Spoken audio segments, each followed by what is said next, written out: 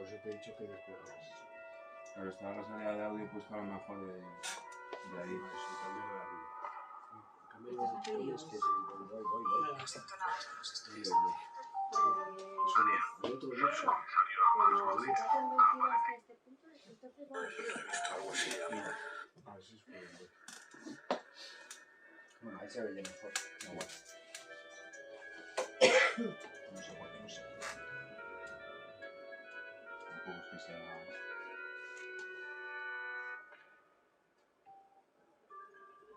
No sintonadas con los estudios de elección. Ariel, soy el comisario Amaro Rodríguez. Ha aparecido otro cuerpo. No he visto algo así en la vida. Tan tétrico, tan enfermizo. Y sí, eso es precisamente lo que está haciendo nuestro asesino. La puesta en escena, la delicadeza, el detallismo. Es una persona culta, con un gran conocimiento de arte, de literatura.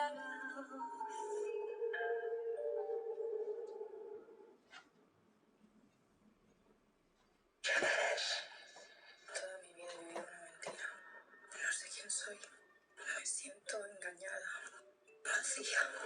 Ariel, bajo el sepulcro ha aparecido una cripta, pero los cadáveres que en ella yacen no corresponden con la época en la que deberían haber sido sepultados. Soy Elena Arnaiz, vuestra nueva comisaria. Tranquilízate. Voy a hablarte de tu padre. Es la primera vez en mi vida que voy a hacerlo. Me llamo Gary Bloom. ¿Por qué le das tanta importancia a los sueños? Los sueños son. ¿No decía eso a alguien? Todo comienza. Porque todo tiene que acabar. Quiero saberlo todo sobre Ariel Bloom. Se le cuenta canciones para tocar los ojos. Cuando la gente tiene miedo la caga y yo puedo dar mucho miedo. Sé que hay algo detrás, pero no puedo probar nada. Ariel, me acaba de llamar el subdirector. ¿Has visitado esta mañana a Sergio Risco? ¿Puedo explicarlo? No te he pedido una explicación, te he hecho una pregunta. Si me llamas y no contesto, te callas. Si me miras y no te digo, te jodes. A mí no me hables así. A mí háblame bien. ¿Sabes cómo se sentía Ariel? ¿Sabes lo preocupada que estaba? Claro que no. Porque para ti no hay nada más importante que tú. Es muy injusto que digas esto ahora. Porque les odias. Digamos que tengo algo personal contra ellos. ¿Puedo preguntarte el qué? Puedes, pero yo también puedo no contestarte. Esto me encanta. Tú te pones así como muy digno. Y yo te crujo a los días, ¿te Tu parece? religión siempre ha funcionado bien. Pero siempre he conseguido pruebas que la respalden. Es que mis sentimientos no cuentan. Solo quiero saber quién coño soy. No necesito compasión, Ariel. Estaba limpiando de Cuba. No tienes cojones de matar a nadie. Otra vez con los cojones, qué fijación tenéis los tíos. Ovarios. No hay un después. Eso acababa yo.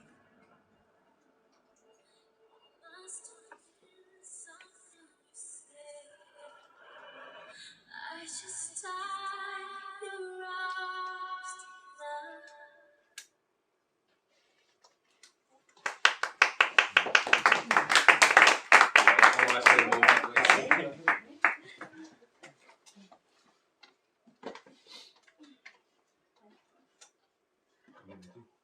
Yo empiezo. Bueno, pues presento yo, así que empiezo yo. Bueno, pues bienvenidas a todas y a todos, a los aquí presentes. Estamos encantadas de estar aquí y también, antes de empezar, os vamos a avisar de una cosa.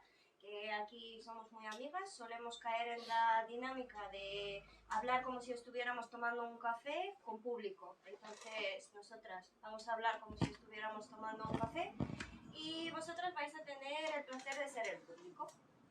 Empezando introduciéndoos un poco para que no os perdáis. Estoy acompañada por Javier Cobo, un autor burgalés nacido en Aranda de Duero, y estamos aquí para presentar el último libro que ha publicado, Renataron. En 2022 sale el primero, que es Cisma. El segundo, Hereditatem, sale al año siguiente y el viernes 13 de diciembre salió Renataron en 2024. Y ahora pues vamos a presentar un poco Renataron. Acabamos de ver un tráiler con cachitos del primero, del segundo y con una presentación del tercer libro. Así que Javi, cuéntanos un poco qué ha pasado en los primeros dos libros para que lleguemos a tener Renataron. Bueno, primero gracias a todos por venir. Y si queréis interrumpir en algún momento para hacer preguntas o lo que sea, pues sentiros libres. ¿Qué ha pasado en los dos primeros? Pues en el primero... La verdad es que es bastante curioso porque justo hoy me ha pasado una foto un amigo mío del Papa del Palmar de Troya aquí en Burgos tomándose una cerveza. Entonces me ha llamado mucho la atención que justo en el día que estoy despidiéndome del personaje principal me ha llegado esa foto. Digo esto del Palmar porque el primero se ambienta en el Palmar de Troya, ¿no? En la secta del Palmar de Troya. En Sevilla hay una muerte allí. Se descubre que es el Papa del Palmar, se descubre la serie de corruptelas que hay ahí detrás y pues una policía recién metida en el cuerpo se encuentra con su primer caso allí para tener que resolverlo, una serie de eventos bastante perturbadores que la llevan a un punto psicológico complicado, ¿no? En el segundo libro, en el que además se va a tener que enfrentar pues, a un asesino en serie en Burgos, una serie de crímenes muy muy rocambolescos, lo que también la va a afectar a nivel personal, va a llegar a descubrirse un poquito también a sí misma. Y de ahí viene pues la idea del tercer libro, ¿no? Que el tercer libro es Renatarum, el renacer del personaje y esa búsqueda de la verdad de lo que es su vida y de lo que es su historia. Entonces, resumiendo un poco, ¿hay por cierto alguien aquí que se ha leído los libros? ¿No? ¿Yo? Por hacer spoilers del tercero. Es por saber hasta qué punto nos podemos permitir pues, desvelar alguna que otra cosa, pero viendo que la mayoría no los habéis leído, pues vamos a ser más sutiles. Bueno, del primero ya lo podemos destripar un poco, eso es como lo del sexto sentido. Ya. Yo creo que ya en algún momento, después de repetirlo muchas veces, ya me voy a cansar de decirlo, pero se puede resumir el primer libro en que el Papa del Palmar pues, ha palmado. Entonces, a partir de ahí empieza el caso y si lo tenemos que resumir en una frase, cada libro, el primero sería una crítica anticlerical y antisectaria bastante importante. El segundo sería un recorrido romántico por Burgos a través del arte gótico y a través de ciertas ideas de novelas góticas, como las novelas góticas de los vampiros, las novelas históricas y todo eso pues hilado con el presente a través de nuestra protagonista, de la policía Ariel Bloom. Y el tercero ya es quizás el más maduro de los libros, aterriza en un Burgos contemporáneo a nosotros casi y habla de temas muy importantes como temas políticos, temas de especulación con la vivienda, de trata de blanca, de corrupción, de asesinatos. Pero no os preocupéis, poco a poco pues vamos a llegar a esos temas también. Anticlericales podían ser todos, porque me estoy dando cuenta ahora, según lo decías, que en todos hay una figura religiosa que sale mal parada, pero... Eso sí es verdad. ¿Quieres contarnos un poco más de esa reflexión? Me estaba dando cuenta ya que ahora. nos estamos metiendo en el tema. Me estaba dando cuenta ahora, según lo decías. Pero bueno, sí, supongo que son mis inquietudes, no sé. Eso está bien. ¿Por qué has elegido en ese tercer libro otro tipo de monstruo? En el primer libro el monstruo era pues una secta. En el segundo era un ser bastante etéreo e irreal, bastante romantizado. Parecía más monstruo que persona, aunque al final resultó ser persona. Y en el tercero ya directamente tenemos personas que nos podríamos encontrar todos los días por la calle, sin saberlo. Y es que eso es lo que más miedo me da a mí del libro, ¿no? Que ese tipo de personajes e individuos son con los que nos podemos cruzar día a día y que están ahí, existen. Hubo alguien que me dijo que lo del tema trata de blancas era algo que estaba muy, muy visto. Pues estará muy visto, pero es que ayer mismo leí una noticia sobre esto, es algo que sucede todos los días y entonces no me parece que sea baladí, que yo lo haya traído ahí, sobre todo para enlazarlo con la historia de Ariel, ¿no? Que va un poco por ahí. Entonces este libro es un libro que nace mucho de la rabia y de la frustración de la sociedad con la que nos ha tocado comulgar, con la que nos ha tocado vivir, de todos los problemas e inquietudes que yo tengo, pues los han mencionado, ¿no? Tema de la especulación inmobiliaria, machismo, tema de trata de blancas, todo está metido en este libro y en todo nos guía esta historia, que al final no es un crimen al uso, como sería un crimen en una novela negra, ¿no? vamos a ver quién es el malo. Aquí yo creo que el malo se sabe muy bien quiénes son los malos desde el principio, pero lo que tú estás es a ver si los pueden coger o no, porque esta gente tiene todas las herramientas para salirse con la suya. Claro, es una inquietud muy de nuestra generación, además, porque es esa desesperación por ver cómo estamos rodeados, hablando en términos políticos, de gente así de corrupta y que en general se mueve por interés propio muy dudoso en muchas ocasiones, y eso pues nos sale denunciarlo todos los días. Y la verdad es que se agradece que existan libros en que eso se denuncie, y además con todas las letras y con bastantes parecidos e inspiraciones Bueno, en reales. realidad, a lo mejor demasiadas, pero bueno, es Bueno, lo que hay. pero así se transmite un mensaje. Bueno, al margen de estos temas sociales, este libro en verdad empieza con una dedicatoria muy bonita. Está dedicado a una persona, a tu madre y a todas las madres. ¿Por qué elegiste hacer eso? Porque es, a ver, no es que lo eligiese, es que salió solo. No sé cómo decirte. Ariel siempre ha sido un personaje muy autobiográfico, entonces en los libros había retazos de mi vida, vamos. Y en esos retazos de mi vida entraba mi madre. Entonces, para este tercer libro yo quería homenajearla, porque claro, yo desde el primero sabía que la historia de Ariel en algún momento iba a explotar, porque una burgalesa que se apellide Bloom, pues descuadra un poco, ¿no? Incluso el nombre Ariel. Y eso era una trama que se abría ya en el primero y que se iba desarrollando en el segundo, y en el tercero ya se resuelve. Entonces este libro también era una manera de hablar del amor en todas sus formas y del amor materno-filial, ¿no? De todo lo que nos inspira, que luego también hay casos que a lo mejor tu madre, yo he tenido la suerte que me ha tocado una madre maravillosa, pero a lo mejor hay gente que no ha tenido esa suerte, ¿no?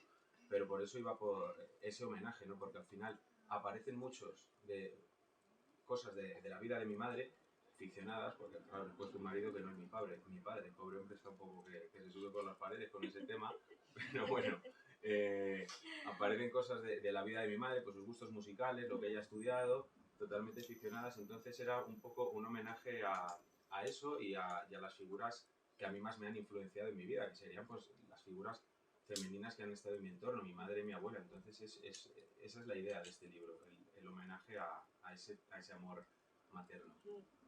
Sin embargo, aquí has dicho una cosa curiosa también, que el libro es muy autobiográfico y hay muchos retazos de tu propia vida y también de tu personalidad en la protagonista, hasta el punto de que yo me acuerdo que sí que surgió esa pregunta de los parecidos que tienes tú con Ariel en la presentación del segundo libro. En verdad tú y yo nos conocimos.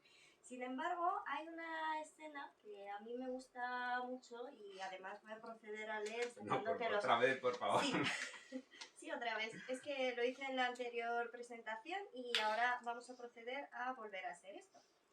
Así que, como en buena presentación del libro, vamos a leer algún que otro fragmento del libro. ¿Qué está sonando?, preguntó la pelirroja. Javi, el DJ, que tiene un gusto particular, respondió la camarera. Ariel giró la mirada. Al final del bar, en una esquina, junto a un mapa del mundo fabricado en relieves de madera iluminados y varios barriles de cerveza, un chico rubio bailoteaba aferrado a una copa de vino con los auriculares puestos mientras preparaba la siguiente canción en su mesa de mezclas. Ariel lo miró engatusada y pronto sintió el tacto del cristal de la copa de vino en su mano. Mola la canción, ¿verdad? Naya la sacó del trance. ¡Hola!, gritó Naya. El chico la sonrió. Ariel tuvo la ocasión de observarlo de cerca. Su pelo era rubio ceniza, decolorado, llevaba unos estrambóticos pendientes en forma de cruz, un septum en la nariz, y en la competición de tatuajes de los camareros habría ganado él, con todos los brazos cubiertos con diversos dibujos. Ariel no quiso mirar más para no parecer rara, pero ya con esos gustos le cayó bien. ¿Dónde habrá quedado ese hombre? Porque A pesar de que ya no tienes el pelo rubio ceniza, has hecho un bonito cameo, como también los hacían Stanley y Peter Jackson en sus películas, pero en verdad, que yo sepa, eso es por otra razón, ¿no? sí, la verdad es que eso parece una chorrada esa escena, y puede serlo para cualquiera que lo lea, y esto que pinta aquí, ¿no? Pero para mí era un momento muy, muy especial del libro porque es un poco metaliteratura, el momento en el que se encuentra personaje y creador, y para mí era como dejarla ir. El hecho de que se encontrase con, digamos, su alter ego era dejarla ir y que ella siguiese su propio camino, que se separasen, porque tú ya me conoces bastante, entonces creo que ya se ve que en este libro lo de autobiográfico poco tiene que ver, es Ariel conmigo, entonces era eso, dejarla ir, que ella siguiese su camino y dejarla libre, entonces por eso esa escena tan metafórica, que además es que el que me conoce de aquí de Burgos es lo más identificable, yo creo, la mayoría de gente me conoce en ese ambiente, entonces pues por ahí estaba, por eso estaba eso ahí. En verdad a ti se te relaciona bastante con la música en general también, no solo por tu faceta de DJ, sino en general por tu proyecto musical, por Jay Hudson. Bueno, bastante, tengo 10 oyentes en Spotify tampoco. Bueno, igual somos unas cuantas más y esperemos que pronto seamos más todavía. El caso es que la música es muy importante para ti, de hecho con ese mismo proyecto te has presentado hasta en Una Voz por San Marino hace un par de años y también esa música está constantemente presente en tus libros. De hecho, el libro, después de la dedicación a su madre y a todas las madres, empieza con un código QR que nos lleva a la lista de reproducción de todas las canciones que se mencionan en el libro. Es una lista muy larga y muy exhaustiva. Sin embargo, esa lista pues marca momentos muy, muy importantes. De hecho, voy a leer, es un momento bastante bonito, que a raíz de la música comparten dos de los personajes.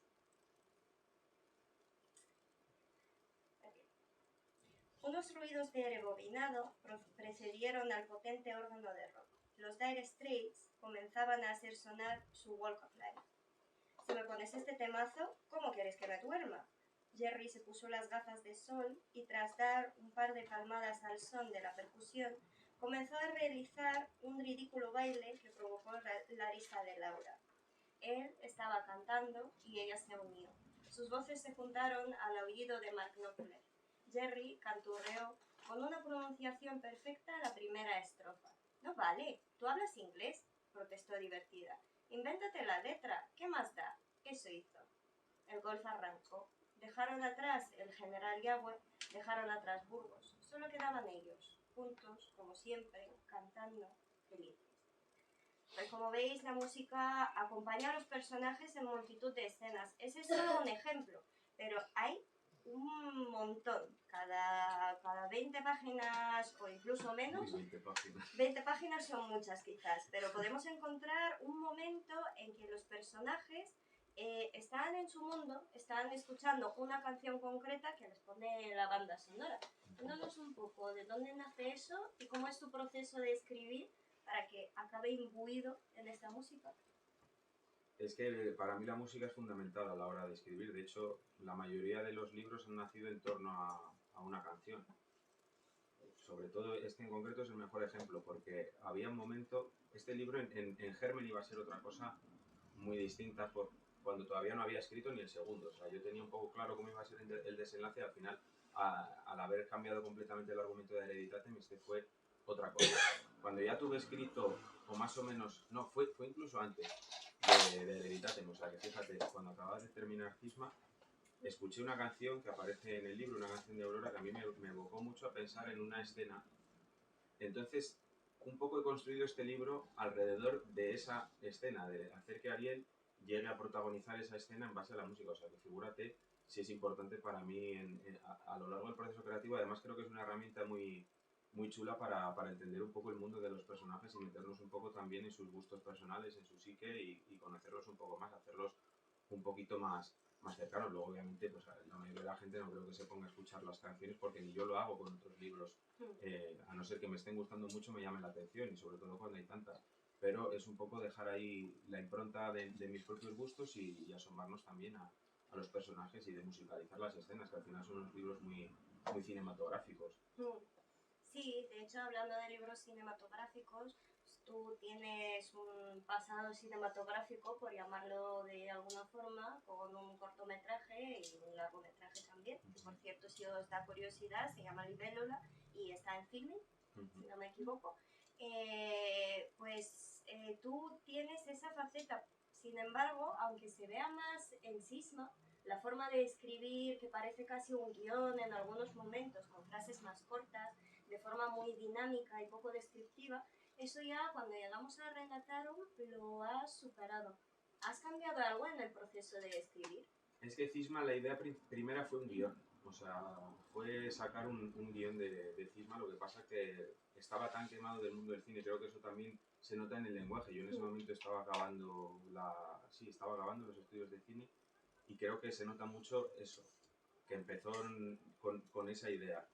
Incluso vas a encontrar, de hecho es un libro que yo no he vuelto a leerme porque creo que me da vergüenza cuando tú ves tu propia, a lo mejor esto suena creído decirlo, pero tu propia evolución, ¿no? Después de ya no sé cuántas páginas escritas, un poco creo que habremos mejorado. Y ese libro me da un poco de cosa por eso, porque creo que se le podía haber sacado mucho más partido, pero bueno, ha dado pie a que nazcan estos dos y lo escribí mucho más rápido, claro. No tenía tanta historia. Lo escribí en un año, el resto ha sido pues una pesadilla. Pues hablando de un poco de inspiraciones y de evolución, en este libro hay todavía más inspiraciones literarias que se puedan encontrar y hay algunas citas directas a autoras y autores de libros que aparecen en la casa de la protagonista en una estantería numerada, pero también hay algunas escenas en que podemos ya directamente reconocer motivos de otros productos culturales. Por ejemplo, el suelo parecía hundirse a cada pisada. Vibraba como si estuviese hecho de gelatina. Alzó la vista. La gente se agrupaba a su alrededor. Tan solo era capaz de distinguir peludas cabezas. Agarró de los hombros a una mujer cuya melena caía hasta el suelo. Esta se giró y Ariel retrocedió asustada al observar que en el lugar donde debía estar su rostro había una espiral que deformaba sus facciones. Sus ojos estaban en la frente y otro donde debía situarse la boca, que se abría en el centro de la espiral. Contuvo la respiración. Todos los cuerpos se giraron para mirarla. Ninguno tenía rostro. Ariel no causó el mínimo interés en ellos, puesto que apartaron la vista tan pronto como la primera mujer lo hizo. La música reverberaba en sus oídos. El rojo comenzaba a dar paso a un azul violáceo. Pues esa escena es de un poco de realismo mágico. En verdad no es una novela de fantasía, ni mucho menos, es una novela extremadamente realista. Sin embargo, esa escena pues es una borrachera, en que Ariel pues ha bebido un poquito de más y empieza a tener este mareo que cualquiera de nosotras pues seguramente en algún momento de nuestra vida podríamos haber experimentado. Sin embargo, aquí también se reconoce la influencia de un autor que nos gusta bastante a las dos, que es Junji Ito, un autor japonés de manga, y de su manga Uzumaki, donde todo se convierte en espirales. Todo es un poco terror ecológico, en que todo, por una influencia pues casi mágica, sobrenatural, empieza a obtener la forma de una espiral, hasta los propios cuerpos humanos. Pues bien, esa es solo una de las referencias literarias que podríamos encontrar, pero ¿qué más te inspiró? Madre mía, a la hora de escribir este libro, pues no te sabría decir, porque fíjate que el otro día cuando me hiciste la pregunta, luego me dice mi madre, joder, el monje, digo, no, eso fue en el segundo libro. En este tercero sí que hay muchísimas cosas que han influenciado. Yo creo que este libro sin la película El reino de Sorogoyen no existiría, ¿no?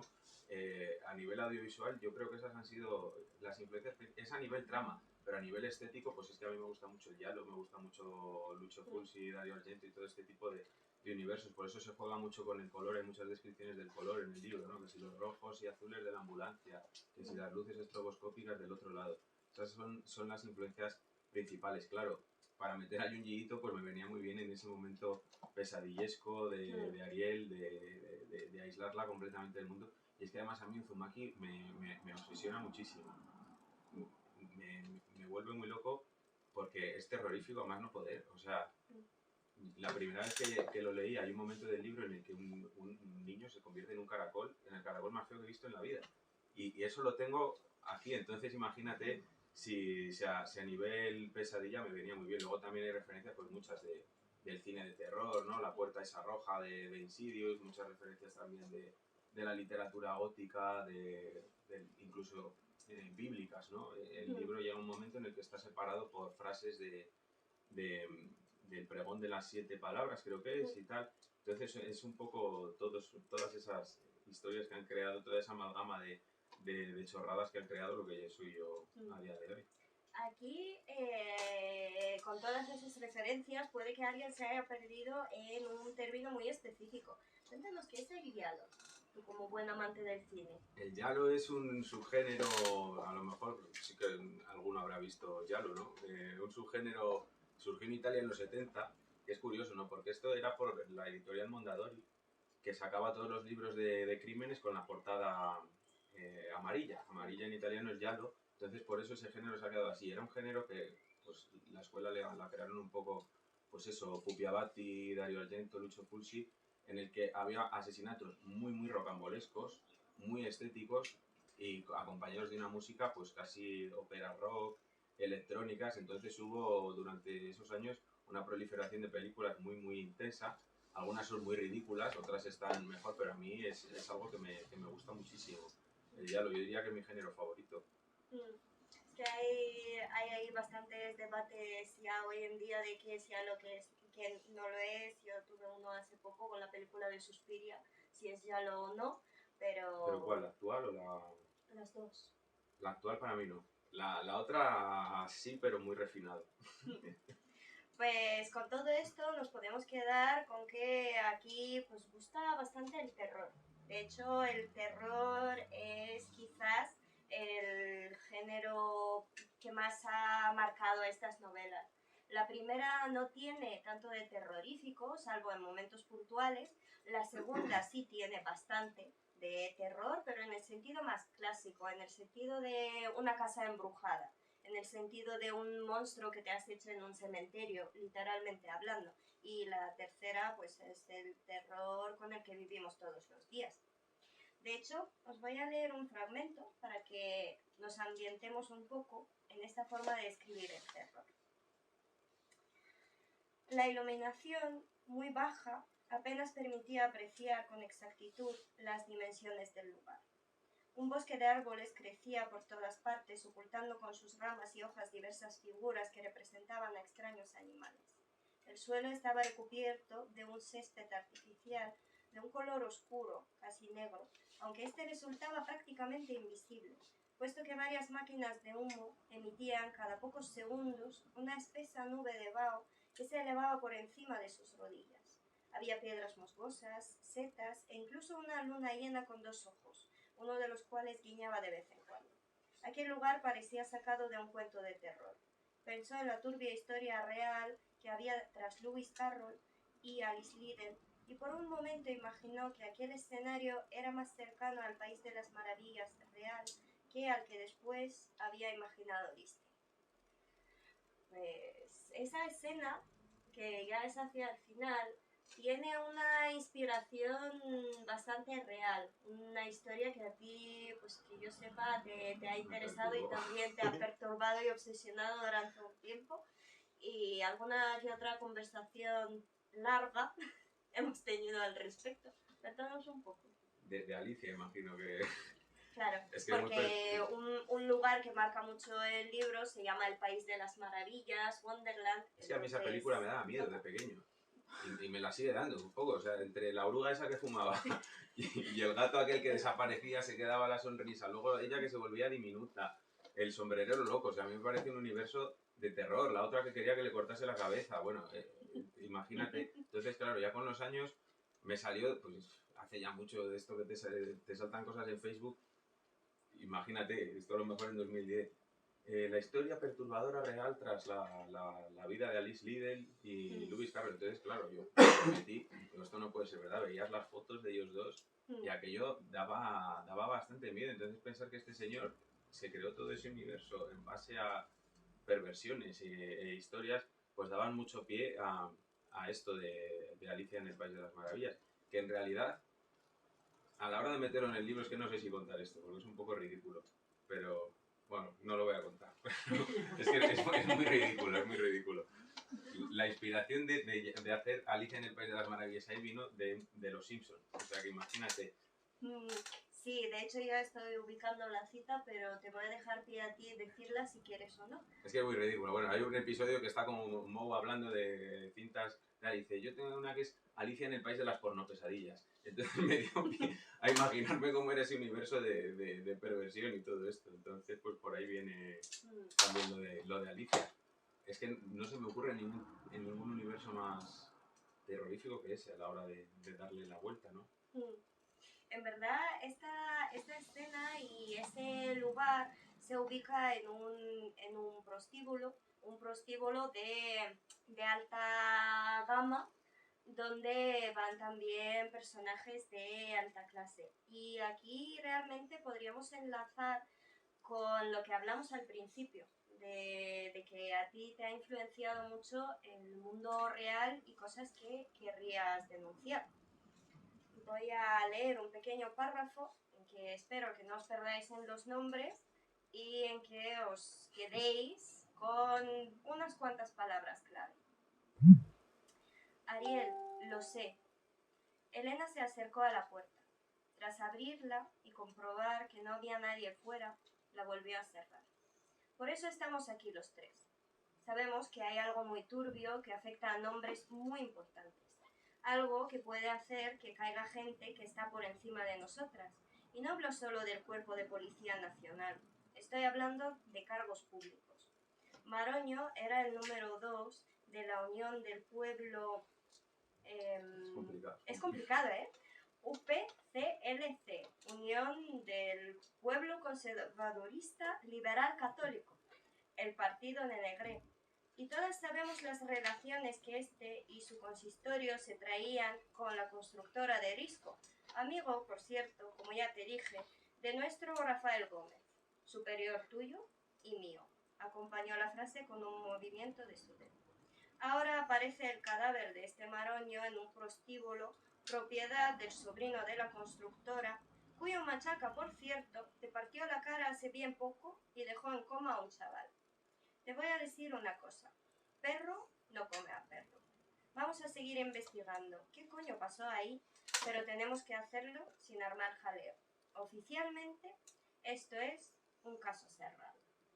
Entonces, realmente, el hilo que vertebra toda la historia es un cuerpo de la Policía Nacional que tiene un jefe corrupto. Tenemos también un partido en poder también corrupto. Tenemos una constructora que desde el boom de la construcción está especulando con la vivienda, cosa que toca también de cerca a la familia de la protagonista. Y encima tenemos una trama de trata de blanca y además con que esté también ahí involucrada la iglesia, que creo que es lo único que no se ha mencionado en ese párrafo entre todo lo demás. Así que sí, hay mucha inspiración ahí, muchas cosas que denunciar, ¿no? Muchas. Yo creo que está todo en el libro, porque es que son tantas cosas que no sé ni qué decir, ¿no? O sea, está todo ahí, desde los nombres a todo lo que a mí me da asco de la sociedad y de mi país, está metido ahí en representación de unos personajes que son a cada cual más repugnantes, ¿no? De hecho, aquí se ve un poco la realidad que yo he ido descubriendo de cómo funciona la política, ya no solo a gran escala, sino es que a escala también Castilla y León, todo ese tipo de malas mañas, de contratas y de historias que, en fin, luego se descubre que tal, no sé qué. Dice, puede parecer un poco exagerado, pero es que ayer salió lo de Aldama, que digo, esto podría ser parte del libro ya, o sea, por eso está todo puesto. Y fíjate si es hasta un punto que tiene que investigarlo de manera paralela, porque la policía está tan metida de hocicoz en todas esas historias que tienen que llevar ellas una investigación paralela sin que no lo sepa nadie, para ver si pueden tirar del hilo jugándose los puestos. Es que claro, esa era mi historia un poco con Ariel y por eso el libro acaba de esta manera. Bueno, es que no puedo decirlo, claro, si no os habéis leído el libro os estropeo el final completamente. Estamos destripando un poco la trama. Por eso la historia acaba de esa manera. Ariel no puede ser el personaje que es siendo policía, es que es así. Entonces, por eso también ella descubre un poco cómo funciona toda la mierda, la basura que hay dentro del cuerpo frente a sus narices contra la que no puede luchar por los cauces legales. Entonces, todo lo que ella cree llega a un punto que se desmorona. Y ahí entra todo. Y luego encima es que le toca a nivel personal, pues imagínate. Claro. Pues después de esa introducción con pequeños atisbos de spoiler, vamos a redirigir un poco. Vamos a volver a otro punto clave de ese libro, que son algunas descripciones muy específicas. Voy a leer una de esas descripciones y luego vamos a hablar un poco de dónde parte realmente. En fin, a lo que iba. Lo que verdaderamente me ha llamado la atención de estos dos cuerpos, en concreto, es la forma que tienen los huesos de las piernas de ambas. Observa. Soledad pasó la mano por encima de la tibia del cadáver de la derecha. Es muy difícil de apreciar a simple vista, sobre todo si no tienes conocimientos de traumatología, pero tanto tibia como peroné y fémur de ambas están combadas. ¿Combadas?, preguntó Verónica, que asistía pasiva desde el fondo de la sala. Sí, curvadas, torcidas, corvas, derrengadas, elige la palabra que más te guste. Efectivamente, la forma de aquellos huesos parecía dibujar una especie de curva. ¿A qué se debe? Pues si hubiesen sido niños, podríamos decir que es un defecto congénito, pero basándome en la cantidad de cicatrices que poseen ambos cuerpos y en la fragilidad de estos huesos, y me arriesgo mucho al decirlo, creo que podría tratarse de osteomalacia. Las caras de Ariel y Verónica fueron un pueblo. Es una enfermedad derivada de la desmineralización de los huesos. Digamos que el hueso está construido por la matriz, que se compone de colágeno e hidratos, y sobre ella se deposita el fosfato cálcico, que hace que el tejido sea sólido y consistente. Si por lo que sea no se deposita la cantidad de fosfato necesaria, el hueso se vuelve blando y se deforma con facilidad. Eso es la osteomalacia.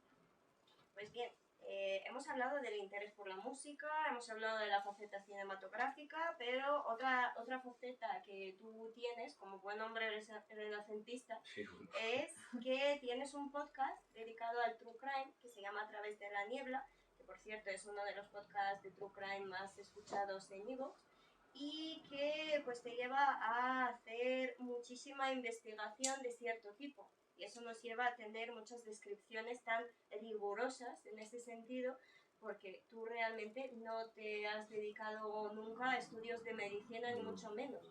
Pero aquí hemos tenido una descripción muy exhaustiva. Vamos, además es que no hay cosa que se me haya dado peor que la biología, la física, química, matemáticas. O sea, soy de extremo opuesto y no me interesa. O sea, lo que acabas de leer, te lo juro, que según lo leías porque lo he escrito yo, pero digo, vaya pesadez de párrafo. O sea... Pero claro, es necesario para la trama, es muy necesario. Es lo malo de escribir los libros de crimen, ¿no? Que tienes que no puede haber un forense que diga, no, se ha partido la pierna, parece que le han pegado una hostia, ¿no? Puede ser así, ¿sabes? Entonces, por eso, además, es que es importante ese párrafo porque es lo que vertebra los hallazgos que ellos van a hacer en base a cómo han muerto esas mujeres, ¿no? En voz de mi profesora de biología, que el personaje de Soledad es un homenaje a mi profesora de biología de toda la vida, vamos, está clavada, yo creo que ella no lo sabe, así que a lo mejor el día que se entere me cruza la cara, pero entonces sí, hay una labor de investigación muy pesada, muy pesada, que me quería evitar para el libro el nuevo, y al final me la he acabado comiendo de otra manera, pero bueno, no me gusta nada leer de biología porque no lo entiendo. Eso para empezar. O sea, puedo entender más o menos las cosas, pero no es como estudiar una obra de arte, un libro, cosas que me llaman la atención. En ese caso lo estoy haciendo simplemente para dar cuerpo a un personaje y para ambientar el caso. Pero ahí está. Has dicho lo de la osteomalacia porque lo has dicho ahora, pero ya ese término lo había completamente borrado de mi cerebro. Bueno, pero has dicho una cosa sobre escribir sobre arte. Y es muy importante, al menos para mí, que soy historiadora del arte, pues siempre hablar sobre arte y sobre lo que me encuentro en los libros. Y aquí, aparte de una mención de artistas en un momento del libro, de una enumeración de inspiraciones, también hay una descripción de un edificio en Burgos que vertebra también todo el libro y que ha sido un punto en que yo creo recordar que te habías encallado un poquito sí. con el libro. Cuéntanos un poco. Me voy a poner a salir porque estaba pensando en la comisaría de policía cuando me decías. Sí, es las huelgas. Las huelgas forma parte principalísima de este libro y es que, bueno, tú lo sabes mejor que nadie, conviven tantos estilos arquitectónicos en ese mismo lugar que es imposible describirlo de una manera, y sobre todo yo que soy súper maniático con las descripciones y volverme loco. Entonces el libro estuvo parado muchísimos meses y el capítulo ese que llegan a las huelgas y que lo ven un poco por encima, que tampoco es que, ¿sabes? Pero estuve como mes y medio cuando me puse a escribirlo para terminarlo. O sea, me costó muchísimo. Pero bueno, ya que hablas de arte, que creo que como no lo vas a mencionar, a lo mejor es momento de introducir que la portada del libro la ha ilustrado Tea, es una obra suya. No sé si lo quieres decir tú o lo doy paso yo, porque veo que te ibas a escapar. Yo también soy una persona muy tímida en ese aspecto y habéis visto la cara que puso él cuando dije lo del DJ y me puse a leer el párrafo, pues ahora creo que me toca a mí. Sin embargo, tenemos la ventaja de que no tengo que hacerlo 2 veces. Ya grabé un vídeo explicativo de la portada una vez y ahora podemos ponerlo y yo puedo callarme un ratito. No sé si dejamos ver o no. Pues si quieres nos Sí, se ve, apartamos, se ve. pero sí, igual se ve.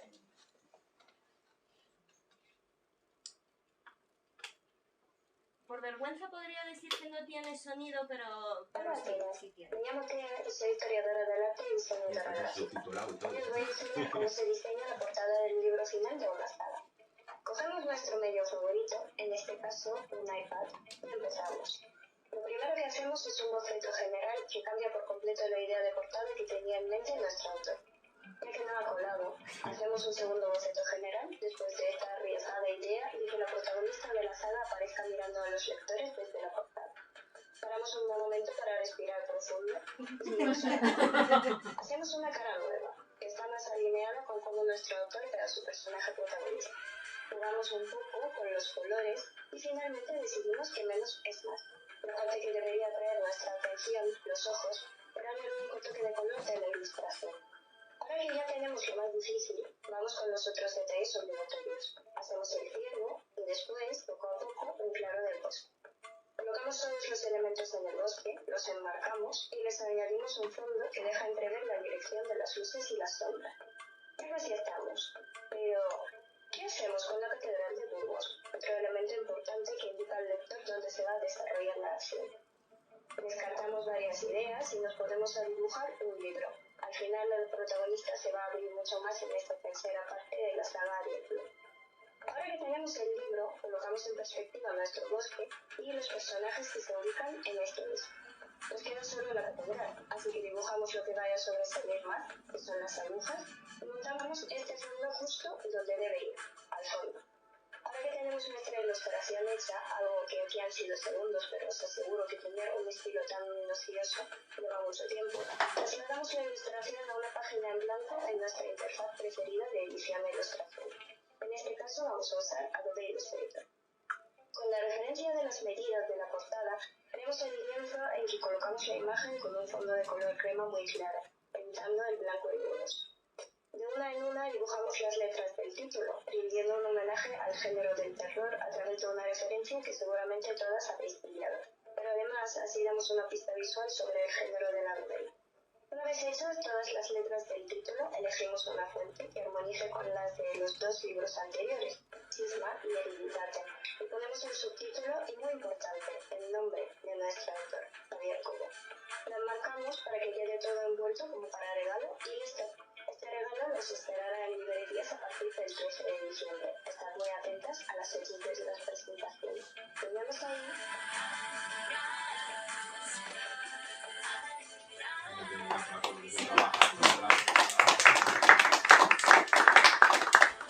nos cuesta la amistad esa portada. ¡Hombre! No se me ocurre. Perdón. Ah, bueno.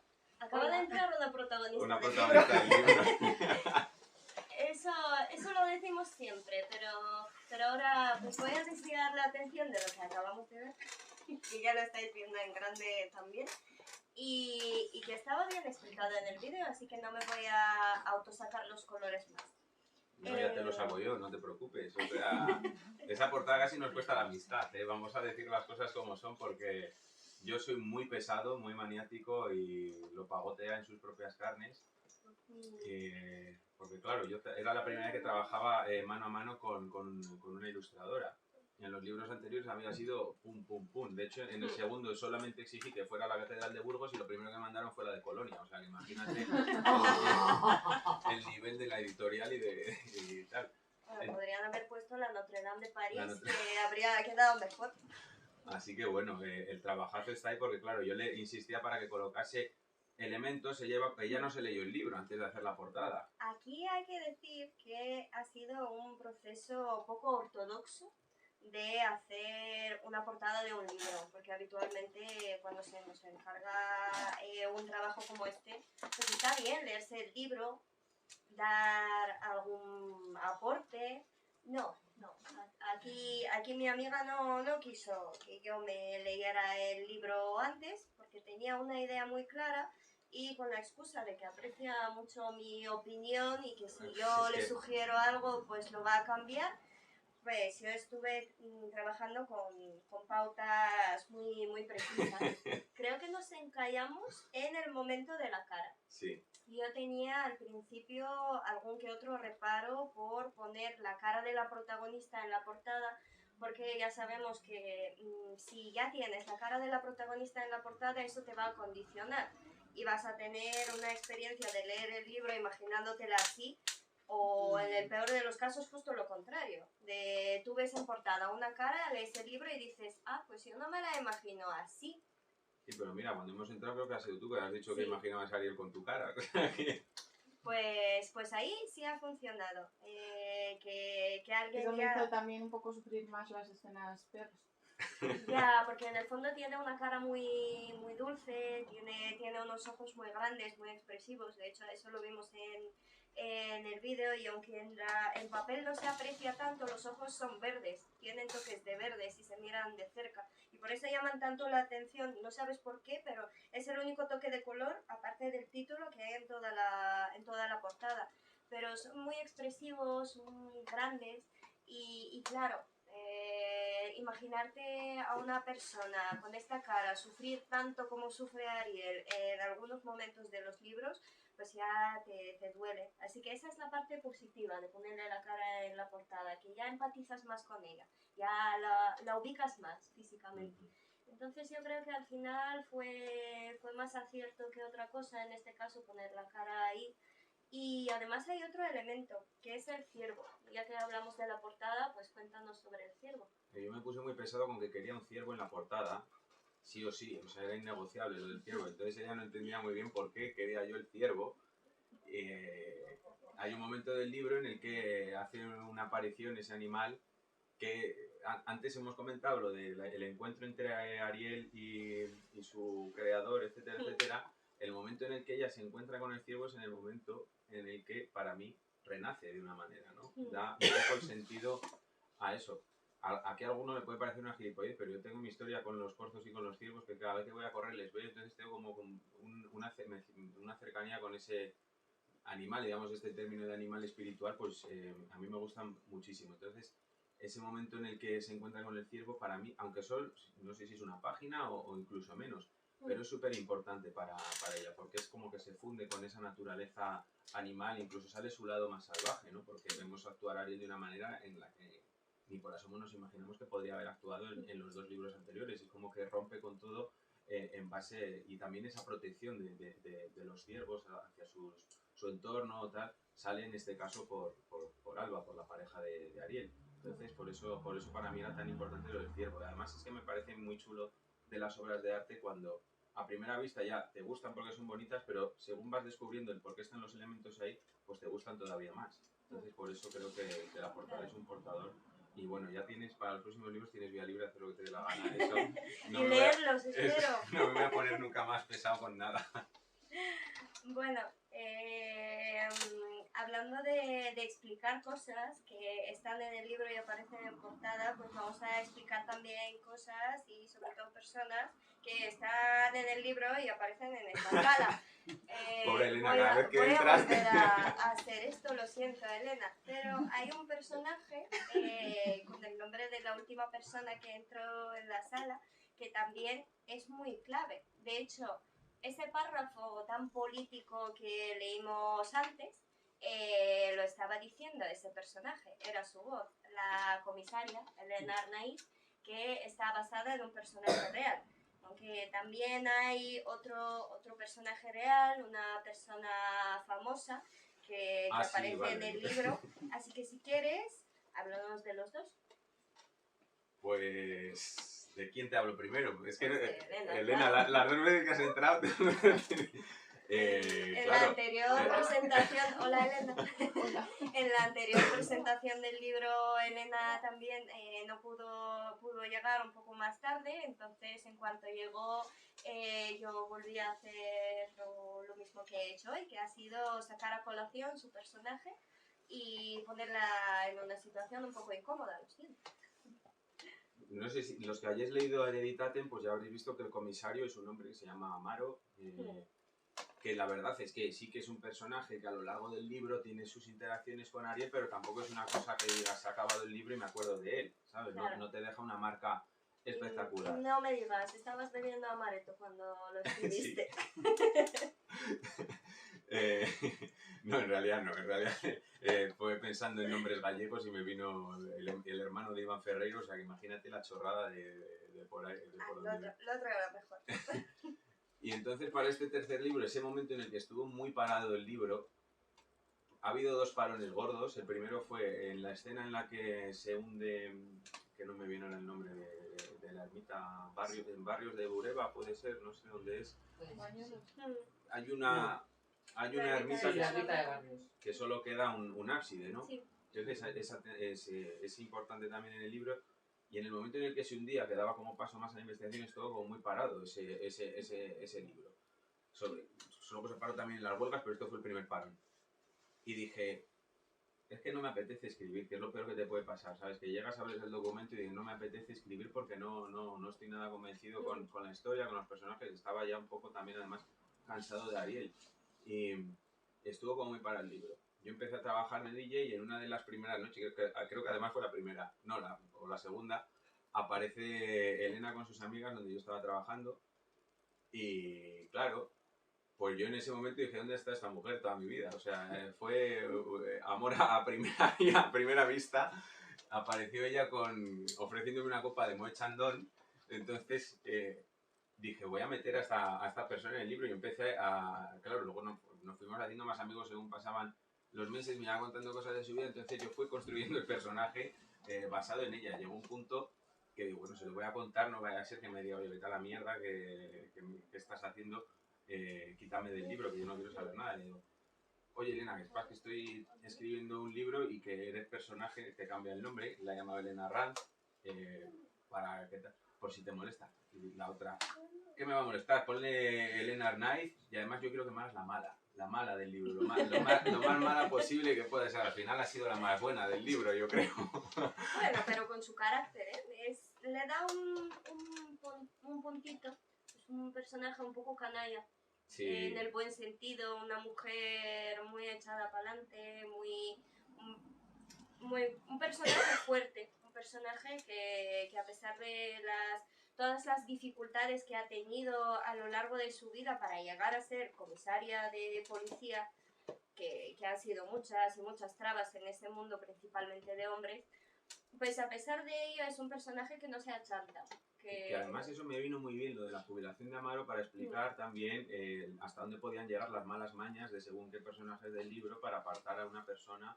Eso que en su momento cuando lo escribí no lo pensé, pero luego dije, oye, esto puede quedar aquí muy guay cuando cuenta lo del caso que implicaba a este tío y tal. Entonces, sí, me vino súper bien. Y luego, aparte de Elena, también hay un personaje muy chanante, nunca mejor dicho, que es un personaje que se llama el juez instructor. El juez instructor, que se apellida Cimas. Y no es casual, porque ese personaje está basado tanto en actitud como también en descripción física en Raúl Cimas. Totalmente. Eso fue porque me daba muchísima pereza lo del papel del juez instructor.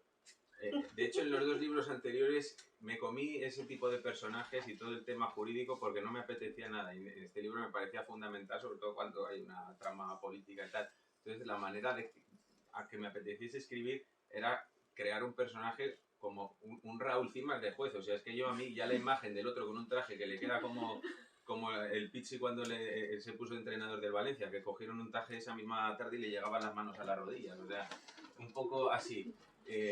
Y este señor, pues haciendo sus chistes, ¿no? Mi primo Moncho, que le llamamos Moncherí, porque va relleno de alcohol.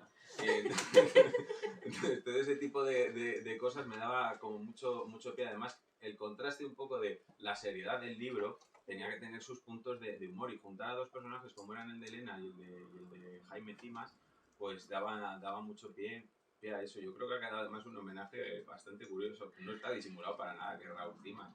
A mí sí, me dan ganas de mandarle el libro. Debería. Creo que le haría mucha gracia, además.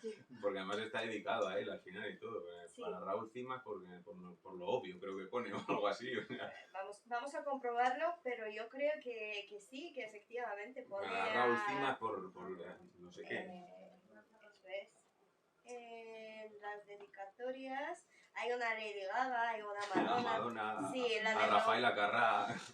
Pues, de hecho, vamos a aprovechar, y ya que están justo debajo la una y la otra, vamos a decir, mi amiga Elena, que me ha prestado su personalidad, su apellido e incluso sus frases para poder crear a la mejor comisaria que podría haber imaginado.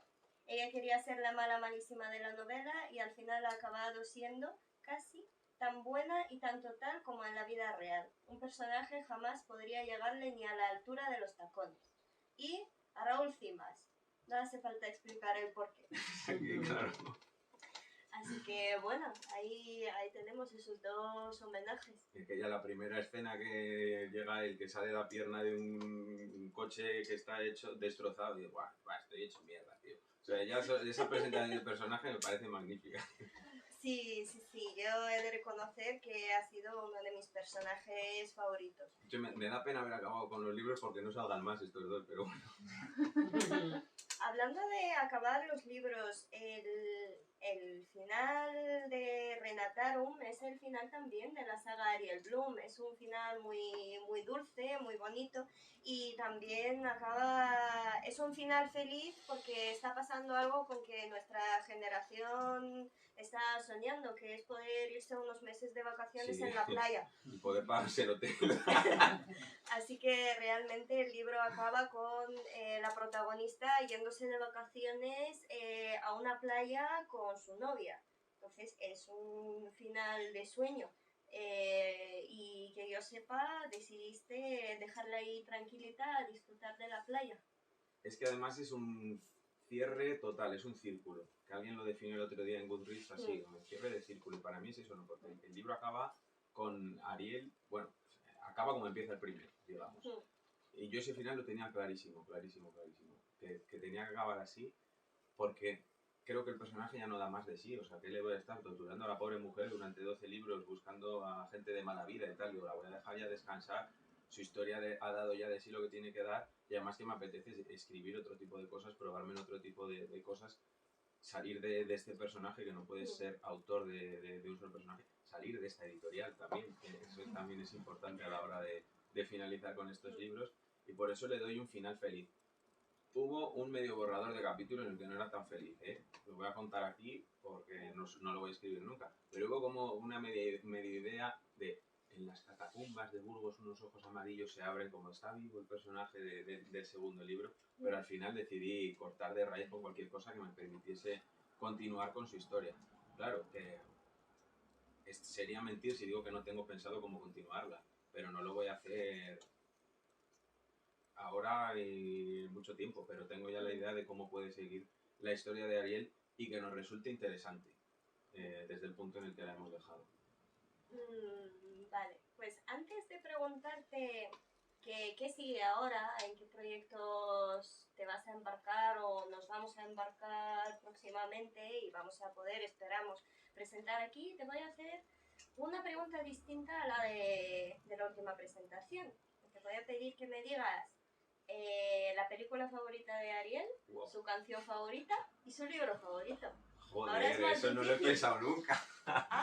Esa La es más película original. favorita, sí, la película favorita creo que fue de Baby Jane, que es la mía también, creo que además lo dice en un momento.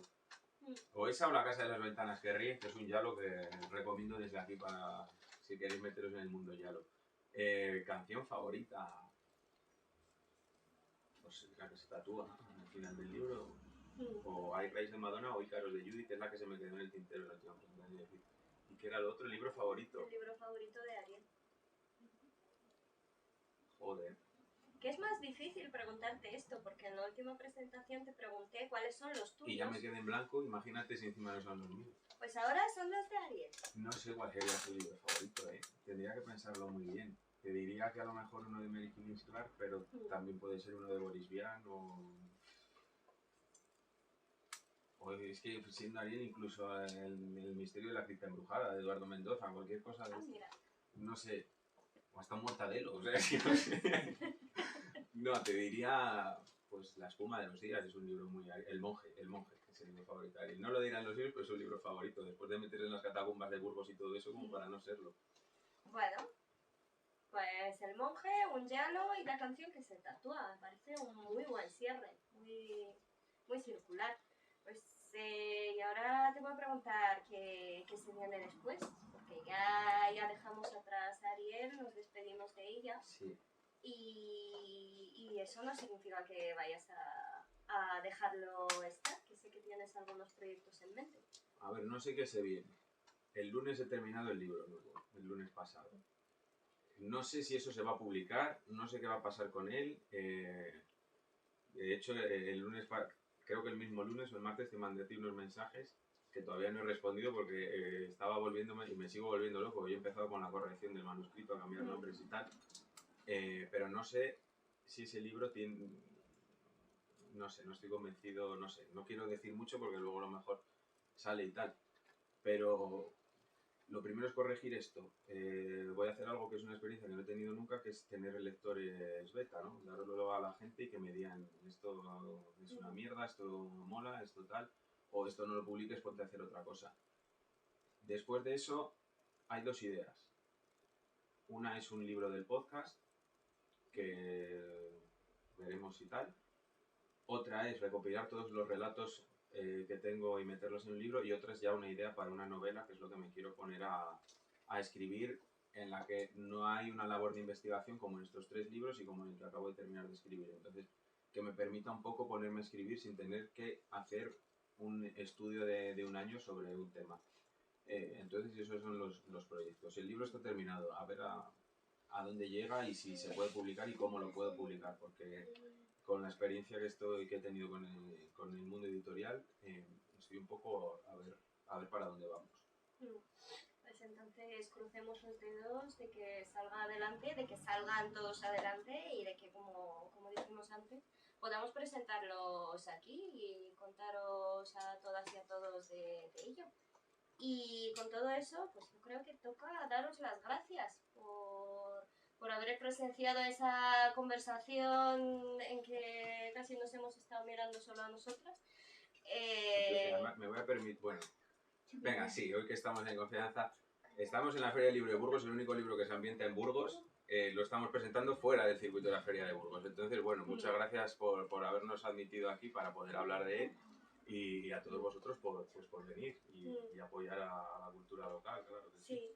Y aunque no estén aquí presentes, pues también agradecer a la librería Margot, que es la única en la Plaza Mayor que tiene una caseta y que tiene los 3 libros de Javi en la que no han podido venir caseta. por eso, porque estaban que no han podido estar aquí hoy porque estaban ocupadas vendiendo libros, y esperemos que entre ellos, pues alguno de esos 3 o los 3, para alguien afortunado o afortunada. Los 3 difíciles, porque con el precio que le han puesto la editorial te tiene que tocar el €1.000.000 para podértelos permitir, pero bueno. Bueno, pues esperemos que a alguien le haya tocado o que algunas personas precarias, pues yo en su momento lo era y me compré los 2 de cabeza. Así que esperemos que haya más de esa actitud en general. Y el tercero ha sido regalo, porque como no le han pagado la portada, pues Todo hay que decirlo, ¿no? claro, ya que estamos. Pues sí, y con eso y un bizcocho, pues muchas gracias. Gracias a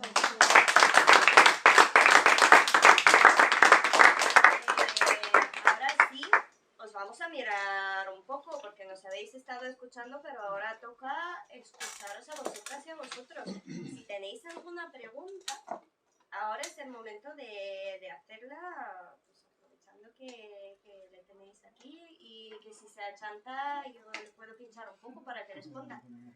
Porque estamos más que el otro día, pues Voy a romper yo el hielo. Dale. Los libros, como no me los he leído todavía, no voy a preguntar sobre los libros, pero voy a preguntar sobre el tema de las portadas. Porque claro, es bastante evidente el cambio de estilo total del primero al segundo al tercero.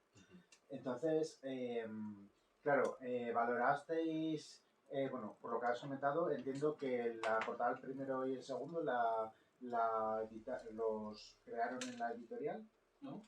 Y al tercero queda.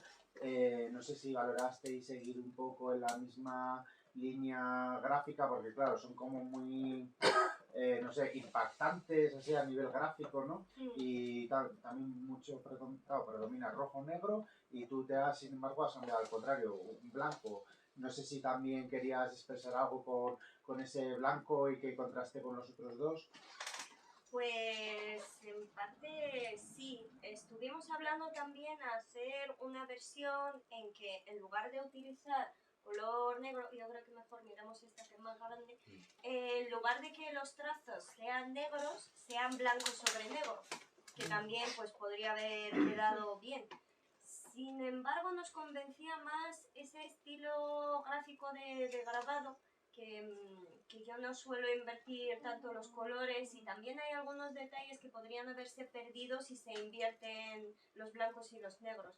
Pero además hay para mí había un punto simbólico, el hecho de elegir el blanco. Primero para que se diferencie del resto de las portadas anteriores, que haya un punto y aparte, un cambio de línea y un cambio de dirección. Y lo segundo, que un renacer, al igual que era todo antes muy oscuro, un renacer para mí tenía que terminar todo lo contrario, en blanco. Pero también hay ahí una imagen simbólica que a mí me ha obsesionado mucho a lo largo de los años, y ahora me toca a mí hablar de obsesión, que es la imagen de lo potente que se ve, gotas de sangre sobre nieve. El rojo sobre el blanco, como siempre llama la atención. Por eso es un rojo tan sangre, y por eso está sobre un blanco un pelín más sucio, pero a la hora de dibujar las letras estuve pensando mucho en esa imagen, en ese contraste tan potente y pues en sangre sobre nieve, en rojo sobre blanco. Y además las letras, que ya lo pusimos en el tráiler y seguramente os hayáis dado cuenta, pero a la hora de dibujarlas estuve dibujando una fuente muy parecida a la fuente que aparece en El Resplandor, la que se escribe con el pintalabios en el espejo, que pone asesinato al revés, pone retro murder. Pues eso también es una referencia de un poco de la disposición de las letras y de la propia fuente, que se ve como dibujada a mano. Pero era, en principio, era para tener un cambio y para que se diferencie el último libro, que hasta ahí todo negro, todo oscuro, y a pesar de que este también lo es en muchas cosas, acaba siendo pues blanco. ¿Y diseñaste la fuente entera, todos los caracteres? Bueno, la que pones a Gabriel Blum y Javier Cobo, bueno, no, pero digo la de renataron sí. Qué bueno. Ya, habéis estado hablando de literatura, de cine, de música. En un momento se te ha escapado hablar de Javier Cobo como un hombre del Renacimiento. A tus 90 y tantos años hay más sorpresas. No. No, además a mí me queda muy grande eso de hombre del Renacimiento, pero lo que soy es un pringado, o sea, no... Hombre del Renacimiento no. Tengo muchas inquietudes, pero no... Ninguna me hace vivir de ella, entonces... Más que hombre del Renacimiento y las cavernas. Bueno, yo creo que aquí hay otro problema del que hemos hablado mucho no es la falta de actividades, inquietudes, ni mucho menos la capacidad para desempeñarlas. Yo creo que aquí hay un caso muy claro de se necesita un buen manager o una buena manager que los tire todos adelante para que vayan todos bien, porque a veces en ese mundo pues nos cuesta vendernos y aquí el primero. Algo muy pequeño, sí. Yo tengo dos dudas. ¿Has dicho que los libros no los haces leer a nadie antes de publicarlos? No. Me sorprende. Hasta ahora, Hasta Vale. ahora. El primero... ¿Y por qué? No, además es mentira, ha sido este último. Bueno, y luego tengo otra pregunta de lo que ha dicho Rodrigo, pero primero contesta esto. El primero sí que lo leyeron mi madre y mi expareja, que lo fueron leyendo cuando yo lo iba escribiendo. El segundo lo leyó mi madre, yo creo, en manuscrito y no sé qué. Y este tercero solo lo tenía como muy cerrado porque a poco que me hicieran una crítica se veía que se me podía desmoronar, sobre todo si me la hacía Tea o si me la hacía alguien a quien tengo aprecio. Entonces se lo di a mi madre porque era su historia, un poco ficcionada completamente, pero había cosas de su vida. Y mis abuelos que se pusieron muy pesados con que se iban a morir y que querían leer el libro antes de morirse. No se han muerto. Solo lo han leído. O sea, es algo más de que te proteges. Sí, pero de tus miedos. Sobre todo con estos porque eran libros como muy personales. Con este nuevo va a ser completamente... Ahora sí que quiero tener esa experiencia de cara a mejorar ya también... Sí, yo creo que es importante. Y luego, sobre lo que ha dicho Rodrigo, eres un artista como súper polifacético, ¿no? Y os quería hacer una pregunta a cada uno. De todas tus facetas, ¿tú cuál crees que es la que mejor se te da, aunque no sea la que más te guste? Y a Tea, ¿cuál es la que más le gusta? La que mejor se me da. Aunque sea la que más te haga sufrir, por ejemplo, que tú creas que es con la que mejor se te da. Mejor se me da y se ha dado de podcast, a lo mejor, no sé. No lo sé. Yo considero que lo hago todo mal, entonces tampoco te puedo decir algo que... ¿Por qué la de podcast? Porque es la que más la que ves que más triunfa. Claro, sí. No sé, es que si digo escribir, pero a lo mejor a alguno lee el libro y le parece una mierda, ¿no? Entonces... Ya, bueno, pero esto realmente es una falacia, los guiones del podcast también los escribes. Sí, pero bueno, eso al final no tiene tanta historia. No sé, imagino que eso, el podcast y sí, es la música, no sé, no te sé decir. La que yo creo que a mí se me da mejor sería el podcast y escribir. Vale, pero... Eso. ¿Y a Tea cuál le gusta más? Yo diría que escribir y que también ahí incluyo el podcast, pero también estoy pensando en una parte muy poco común que tiene que ver con el escribir, que es justamente lo que no quieres hacer, al menos en la nueva novela, que es la parte de investigación, porque se te da bien hacerla y a mí me parece que te honra mucho el no querer nunca hablar de algo que desconozcas y esa inquietud de quererlo conocer todo. De hecho, voy a aprovechar porque me había marcado una cita que al final no llegué a leer, que es muy breve. Es una cita en que los padres de Ariel están en un hospital por una razón concreta y que se desarrolla la escena pues, a principios de los 90. Pues bien. 95, creo, 95. Se coge una revista en ese hospital. Una secretaria con un cardado que casi llegaba hasta el techo los recibió con displicencia, pidiéndoles que esperasen en una sala en la que se apilaban las revistas sobre temas del corazón, como si de la consulta de un dentista se tratase. Laura hojeó algo nerviosa varias de ellas. Las mejores fotografías de la visita del Papa a España, narraba Ola. Jerry, por su parte, hizo lo propio con un ejemplar de ABC, donde la Dulceneus se quejaba desde la cárcel de Brieva de estar completamente abatida y desamparada por la injusta situación carcelaria. Pues os podéis imaginar el nivel de documentarse que hasta en una escena tan corta, porque eso no llega ni un párrafo, eso son 4 líneas, en que se ha documentado de, seguramente conociéndonos, de buscar portadas de Lola y portadas del ABC de la misma época en que están los personajes en ese hospital que podrían haber salido en la provincia de Burgos para que sea creíble. Yo respeto muchísimo y me fascina ese nivel de investigación y de implicación a la hora de escribir. Entonces, por ello mismo creo que es muy vocacional y es la faceta que más me gusta, porque creo que alguien que no la disfrutara no estaría pasando por estas cosas y no estaría invirtiendo tanto tiempo. Entonces creo que será esa. Es que hay una parte de mí que me gusta mucho la cultura basura. Muchísimo, muchísimo. Y soy como un almacén de cultura basura exagerado. O sea, hay un montón de referencias de ese tipo. Entonces, cuando busco este tipo de cosas, también intento cuadrar las que más me gusten, las más rocambolescas, ¿no? Por eso sale la Dulce Neus ahí. O sea, en el caso de la Dulce Neus me fascina. Los vídeos de aquella desde la casa y dicen, no, porque me lo estoy pasando muy mal y tal, con esa vocecilla. O sea, imagínate, pues todo lo que sea meter ahí esa España cañí tan nuestra, pues está muy bien. Pues sí. Es que en verdad hemos hablado de muchos referentes tuyos, pero realmente aquí hay que mencionar una pasión que curiosamente la inmigrante y el arandino compartimos, que es Muchachada Nui, por ejemplo, La Hora Chanante, y todos esos productos culturales pues chanantes, de humor, de baja cultura, hay que se me da el nombre. ¿Cómo se llama el de La Hora Chanante? Joaquín Reyes, con esos maquillajes protésicos espantosos, haciendo de Tita Cervera, cantando y tal. Pues imagínate, criarte con eso, los celebrities. Gente que... Celebrities, Kofi Annan, pues de pequeño ya me reía y no sabía ni quién era Kofi Annan, ¿sabes?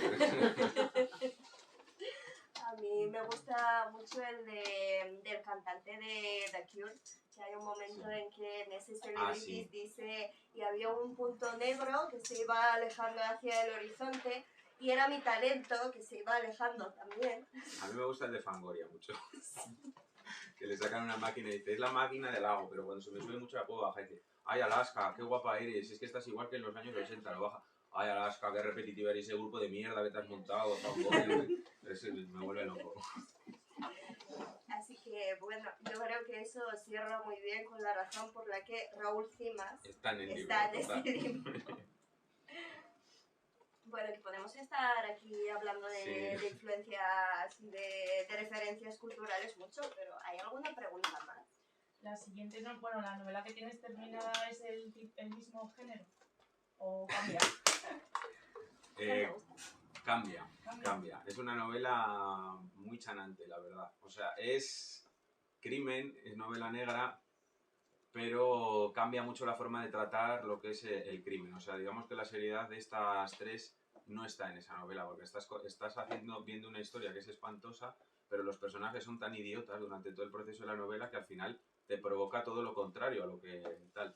Entonces cambia el género, pero no tanto. Tiene sus momentos que al final, escribiéndolo yo, pues van por ahí. Pero sí que he querido hacer un cambio radical con el mundo Ariel. Y entonces creo que en el lenguaje también eso se va a notar. Por eso tengo bastante miedo de cómo puede ser la reacción a la hora de publicarla. Porque no es nada continuista ni a nivel literario ni a nivel atmosférico. Bueno, a nivel atmosférico sí, ¿no? Pero el literario es bastante distinto. Pues siempre me dicen que hago las descripciones muy galdosianas, ¿no? De meterme mucho, y en este he intentado hacerlo más breve. No sé si lo he conseguido, pero si sale, ya me dirás a ver. Cuando lo leas tú también me dirás a ver. Yo de momento me estoy imaginando algo entre Los Soprano y Torrente. Y A Sangre Fría. Así. Pues por ahí está la cosa, ¿eh? Bueno, pues ya no hace falta leer. Por ahí podría estar la cosa, sí. Es muy rural, muy español, muy burgalés. Un poco muy castizo. Sí, por ahí. Es que es muy... Es que si digo la referencia, ya Ya. spoileo el libro entero. Pero he querido traer una cosa a cómo sería en España. O cómo yo me imagino que sería en España. Es una obsesión que tenía hace tiempo y no sé si lo he conseguido o no. Pero bueno, es que lo he escrito muy... No ha habido parones en este libro, que es algo espectacular para mí. Pero bueno. Bueno, eso en verdad está bien. Si has pasado a la escritura casi periodística, entonces, que te sientas y, bueno, tienes que Pim, pam, escribir, pim, pam. entonces escribes. Es un poco el método Mariana Enríquez, ¿no? Que se sienta todos los días y le sale o no le sale, pues escribe un poquito. Nunca tiene bloqueos. Pues Una cosa qué suerte impresionante tiene. para gente que escribe. Si que escribe o que pinta o que cualquier cosa. Porque... ¿Alguna ¿Harías? más? ¿Sí? Me imagino que es una movida muy buena, pero ¿a ti te gustaría hacer una peli de la trilogía? No. Nada. No me gustaría nada. Porque... A ver, mentira. Sí me gustaría si fuese una película de animación. Pero no me gustaría si fuese live action. Porque es que todas las adaptaciones me parece que se pierde muchísimo Sí, eso. de los libros. No he visto ninguna que yo diga, joder, han captado la esencia de la película. Hace poco, bueno, es que me estoy cayendo cosas porque lo estáis emitiendo, pero luego la en Petit Comité se estrenó una película, un libro que me leí, que ya me pareció malo el libro, no he querido ver la película. Pero es que ese es un poco... El ejemplo más tal serían los de la Ciudad Blanca, los libros de la Ciudad Blanca, ¿no? O sea, la película es espantosa, es que no hay por dónde cogerla, esa película. Es que no tiene ni pies ni cabeza nada de lo que allí sucede. Incluso escenas medio añadidas así a lo cutre. La serie de Memento Mori, sin ir más lejos, de esa no he leído los libros, pero dices, esto sucede en Valladolid como podía estar sucediendo en Castellón, ¿sabes? Porque en la serie todo lo que sale de Valladolid a lo mejor es el escaparate de una tienda. Entonces, hacer unos libros que son una declaración de amor a mi ciudad y mi entorno y que ya me vayan a imponer una serie de protagonistas y de cosas que a mí no me interesan lo más mínimo, no sé. Además, veo muy complicado. El primero se puede adaptar, pero el resto los veo...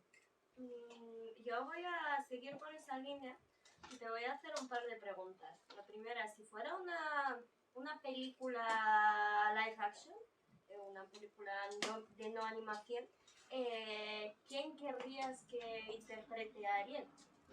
¿Tienes alguna persona en mente que podría hacerlo? No, Vale. no lo sé. Sí que lo he pensado, pero no... Es que siendo España podrían a Blanca Suárez, eso lo tengo muy claro. Podrían a ese tipo de personas. A Blanca Suárez, de Elena haría Belén Rueda, porque hace todas las películas que se hacen en este país. No sé, imagínate, Bueno, de Cimas de espero que Cimas, sea Raúl Cimas. Esperemos que sea Raúl Cimas. La Suárez sería mayor para hacer de Ariel. Bueno, y Belén Rueda para lo de la Ciudad Blanca, pero ahí la metieron. Es que No sé, es que es tanto... No sé, no se me ocurre... Me gusta Mireia Oriol, sí que me gusta, pero no lo sé. No sé si la conocéis, pero sí que la puedo... La puedo ver más en... Pero imagínate, es que claro, en el momento que tú cedes los derechos, tú ya ahí ni pinchas ni cortas. A no ser que seas enorme, pero... La segunda pregunta iba a ser que si fuera una película de animación, ¿quién la haría? Yo ahí tengo una teoría que a mí me encajaría perfectamente para las películas, si son de animación, pero ¿qué opinas tú? Pues dímela tú, porque yo no lo he... ¿Sí? No, Satoshi Kon. Pues no lo había pensado, ¿eh? Porque yo o sea, sí que me lo imagino, claro, me lo imagino mucho en mi mente rollo anime, este tipo de películas, de libros, pero no sé. Para los que no lo conozcan, Satoshi Kon es un autor que hace películas de animación japonesa, de anime, que son muy, muy serias, muy maduras, muy oníricas también, tienen un toquecito David Lynch, muchas de ellas, y hay escenas que podrían encajar pues en todos los libros, pero no es un anime infantil en ningún caso, es un anime muy crudo, muy realista. No sé, yo lo veo encajar en ese estilo. Además me acuerdo que cuando estábamos pensando en la cara de la portada, la mayoría de las referencias, sobre todo para el aspecto de Ariel, eran un poco en el estilo manga, en el dibujo japonés. De hecho, por eso en parte está así, la cara es más afilada, tiene los ojos proporcionalmente un poco más grandes de lo que deberían ser, tiene los labios también un poco más carnosos. Es un estilo que pues es occidentalizado, pero sí que tiene algún que otro parecido con el anime porque eso ha sido siempre un poco la referencia. Con eso recomendamos ver películas de Satoshi Kon y de David Lynch, por supuesto. ¿Alguna más? ¿No? Bueno, un Mississippi, dos Mississippis, 3... Pues nada, vámonos de cañas.